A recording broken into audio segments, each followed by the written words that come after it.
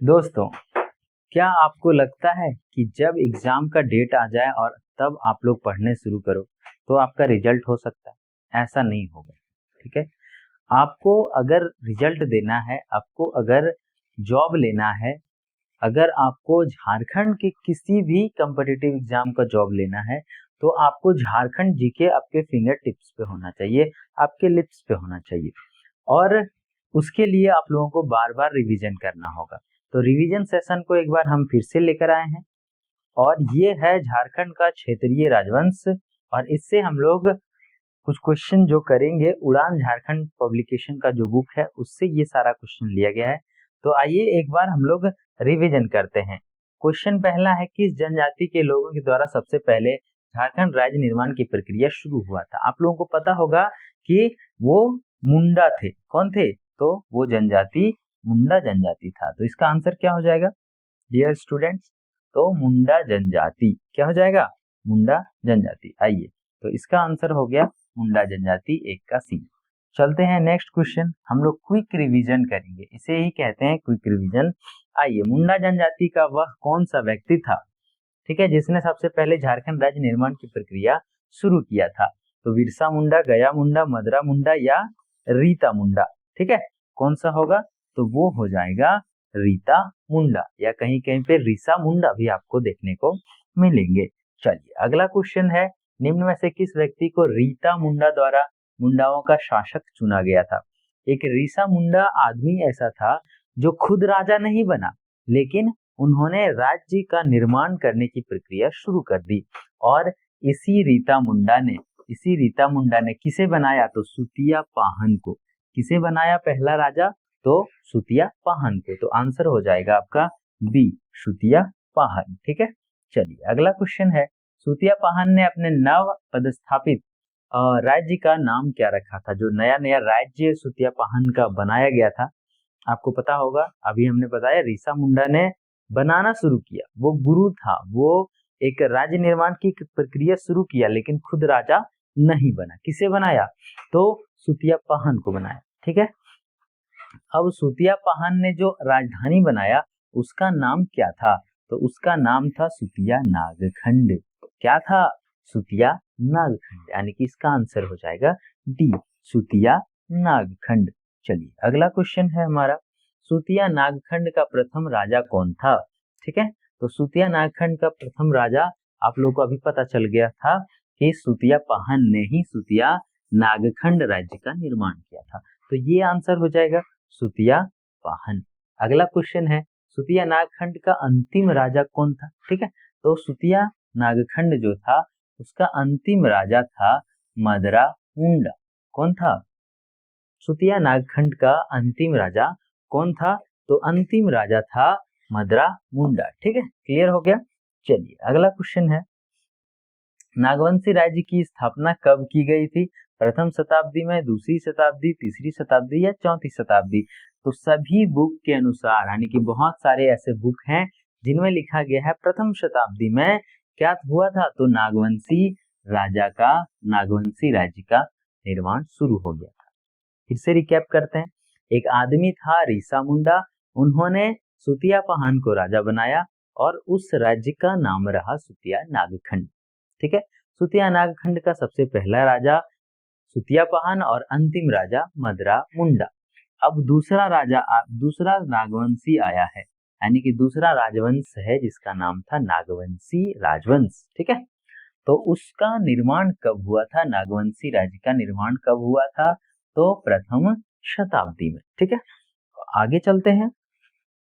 नागवंशी राज्य की स्थापना किसने किया था? सबसे पहले नागवंशी राज्य की स्थापना, यानी कि पहला राजा, नागवंशी राज्य का पहला राजा कौन हुआ? ठीक है, तो नागवंशी राज्य का पहला राजा हुआ फनी मुकुट राय। कौन था?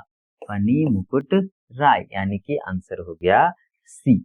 चलिए अगला क्वेश्चन है, प्रथम नागवंशी राजा कौन था? तो वही चीज है, किसने निर्माण किया और प्रथम राजा कौन था? तो फनी मुकुट राय। फनी मुकुट राय। ठीक है, हाँ, सबसे पहले इसी ने अपना फन फैलाया, कहाँ पे? झारखंड में, और बनाया राज्य। ठीक है, मजा आ गया। आगे है नागवंशी शासक फनी मुकुट राय को, यानी कि इनकी राजधानी कहाँ था?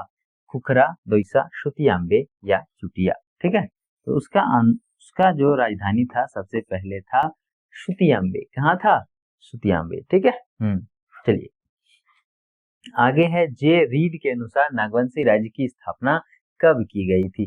तो जे रीड एक विशेषज्ञ था। ठीक है, कौन था? तो इतिहासकार था, विशेषज्ञ था, और उन्होंने कहा कि 10वीं शताब्दी में नागवंशी राज्य का निर्माण हुआ। यानी कि बहुत सारे लोगों ने प्रथम शताब्दी कहा, लेकिन एक ऐसा इतिहासकार है जे रीड, उन्होंने 10वीं शताब्दी का बात कह दिया। ठीक है, हालांकि इतिहास है, ठीक है, कुछ साक्ष्य के हिसाब से कहा जाता है। तो ये याद रखना है, जब जे रीड की बात आए तो आपको प्रथम शताब्दी न मारकर आपको किसमें मारना है? तो आपको लगाना है 10वीं शताब्दी। क्लियर? चलिए अगला क्वेश्चन, नागवंशी शासक फनी मुकुट राज्य का राज्य कितने परगनों में बटा हुआ था? 55, 44, 66 या 77? पहले राज्य परगनों में बटा हुआ करता था, अभी राज्य जिलों में है, फिर प्रखंडों में बटा हुआ है, और फिर ग्राम पंचायतों में बटा हुआ है, फिर ग्रामों में बटा हुआ है। इस तरह से बटा है। तो पहले परगनों में बटा हुआ था, और फनी मुकुट राय का जो राज्य था उसका 66 परगना में बटा हुआ था, यानी कि उसके राज्य में 66 परगना था, 66, याद रखिएगा। चलिए आगे बढ़ते हैं, निम्न में से किस राजा को नागवंश का आदि पुरुष कहा जाता है? तो नागवंश का आदि पुरुष फनी मुकुट राय को ही कहा जाता है। समझिए, आदि पुरुष मतलब जो सबसे पुराना पुरुष है। ठीक है, आदिदेव, देवादिदेव, महादेव, तो वही है कि जो सबसे पुराना है उसे ही आदि पुरुष कहते हैं, और आदि पुरुष का अर्थ है सबसे पुराना ही। तो नागवंश का आदि पुरुष कौन था? तो फनी मुकुट राय, आंसर हो जाएगा ए। चलिए नेक्स्ट क्वेश्चन है, फनी मुकुट राय की विवाह निम्न में से किस राजघराने की राजकुमारी से हुआ था? तो फनी मुकुट राय की जो विवाह हुआ था वो कहाँ? तो पंचेत जो था धनबाद साइड में पड़ता है, मानभूम में पड़ता है पंचेत, और वहां के पंचेत राजा या पंचमुखी या गौमुखी राजा इसे ही कहा जाता था। तो इन्हीं के घर के राजकुमारी से फनी मुकुट राय का विवाह हुआ। ठीक है, चलिए आगे है, पंचेत राज्य स्थित है कहाँ पे? तो नागवंशी राज्य के पूर्व में। किधर? तो नागवंशी राज्य के पूर्व में। ठीक है, ये आंसर हो जाएगा। अगला क्वेश्चन है, फनी मुकुट राय ने पंचेत राज्य की सहायता से किस राज्य को पराजित किया? पंचेत, देखिए जब इनका शादी हो गया तो ससुराल हो गया कहाँ? पंचेत राज्य। अब जो है कहीं अगला से लड़ाई होगा तो दोनों मिल के न लड़ेंगे। ठीक है, क्योंकि साला ससुर सब साथ देगा किसका? तो दामाद का, पहुना जी का। ठीक है, और पहुना जी कौन थे? तो फनी मुकुट राय थे। ठीक है, इनका फन बहुत बड़ा था और इन्होंने लड़ाई शुरू किया तो इसका साथ इसका ससुराल वाले दिए, पंचेत वाले दिए। और कहाँ से लड़े थे? तो क्योंझर राज्य से। क्योंझर राज्य पड़ता था आज के उड़ीसा में। कहाँ पे? तो आज के उड़ीसा में। ठीक है, हाँ चलिए आगे। नेक्स्ट क्वेश्चन है, क्योंझर राज्य स्थित है कहाँ पे? नागवंशी राज्य का किधर? देखिए ये है, ये, ठीक है, तो यहाँ पे अगर नागवंशी राज्य है तो इसके पूरब में, इसके पूरब किधर पड़ जाएगा? तो पूरब पड़ जाएगा आपका, पूरब पड़ जाएगा इधर, इधर पड़ जाएगा पूरब। ठीक है, राइट में होता है पूरब। तो ये हो गया पूरब, ये हो गया पश्चिम, ये हो गया उत्तर, और ये हो गया दक्षिण। ठीक है, तो यहाँ पे नागवंशी राज्य था, इसका ससुराल यहाँ था, लेकिन क्योंझर राज्य जो था, क्योंझर जो राज्य था वो इसके दक्षिण में था। कहाँ पे? दक्षिण में। तो इसका आंसर हो जाएगा डी। क्या हो जाएगा? दक्षिण, यानी कि क्योंझर राज्य स्थित था नागवंशी राज्य के दक्षिण में। ठीक है, चलिए अगला क्वेश्चन, निम्न में से कौन सी नागवंशी शासक फनी मुकुट राय का दीवान था? फनी मुकुट राय का दीवान था भवराय श्रीवास्तव। सी आंसर हो जाएगा, भवराय श्रीवास्तव। ठीक है डियर स्टूडेंट्स, किस नागवंशी शासक ने अपने राज्य में गैर आदिवासियों को आश्रय प्रदान किया। गैर आदिवासी मतलब, आदिवासी मतलब जो पहले से रह रहा है वो आदिवासी, और जो तुरंत आया है अभी वो हो गया गैर आदिवासी। ठीक है। तो गैर आदिवासी जो सबसे पहले नहीं उसके बाद आया। ठीक है, यानी कि आदिवासियों के अलावा भी और कोई थे आर्य लोग, उसे गैर आदिवासी कहते हैं। तो गैर आदिवासियों को किसने दिया अपने राज्य में शरण? तो फनी मुकुट राय ने। ठीक है, तो फनी मुकुट राय एक बहुत ही महत्वपूर्ण राजा रहा है नागवंश में, झारखंड के इतिहास में। ठीक है, नागवंशी शासक फनी मुकुट राय की हत्या किसने किया था? रघुनाथ शाह, बाघदेव सिंह, भीमकर्ण, सोमनाथ सिंह। तो हो जाएगा बाघदेव सिंह ने। ठीक है, किसने? बाघदेव सिंह ने। एक और बाघदेव का रोल आएगा आगे में। ठीक है, जिन्होंने प्रतापकर्ण को बचाया था तमाड़ के राजा से।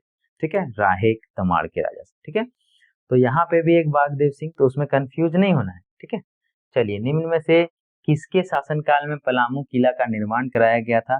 तो पलामू किला का निर्माण हुआ प्रताप राय। पलामू किला, पलामू किला पलामू में है। ठीक है, पलामू जिला में है। ठीक है। लेकिन अभी जो है वो अभी वर्तमान में पलामू का किला लातेहार में है। तो क्वेश्चन को ट्विस्ट करता है कि पलामू का किला किस जिले में है? तो लातेहार आंसर मारना है। ठीक है, पहले जब बना था उस समय लातेहार, पलामू और गढ़वा तीनों पलामू का ही क्षेत्र था, तीनों अलग हो गया। अब तो लातेहार में चला गया है पलामू का किला।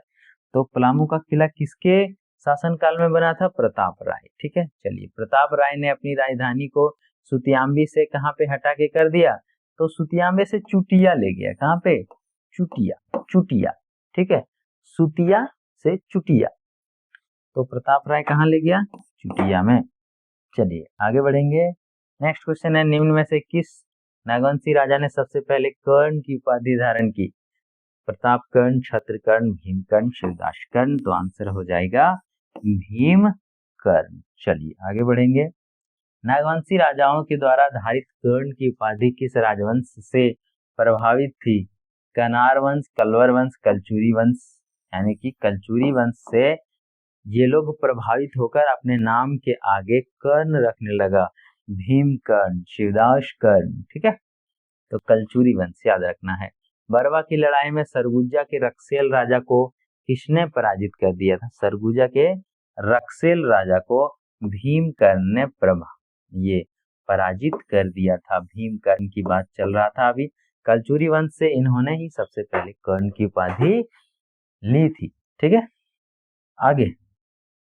बरवा की लड़ाई में विजय के उपरांत भीमकर्ण ने बरवा के साथ पलामू के किस क्षेत्र को जीत लिया? तो टोरी क्षेत्र को जीत लिया। ये वही टोरी है।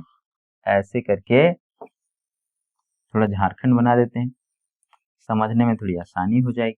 देखिए, यहाँ पे है गढ़वा, यहाँ पे है पलामू, यहाँ पे है लातेहार, और यहाँ पे है लातेहार का टोरी। और इस टोरी से निकलता है एक नदी जिसका नाम है दामोदर। क्या नाम है? दामोदर। ठीक है, तो दामोदर कहाँ से निकलता है? याद रखना है, टोरी से, लातेहार के टोरी क्षेत्र से। क्लियर? तो टोरी को किसने जीत लिया था? तो भीमकर्ण ने जीत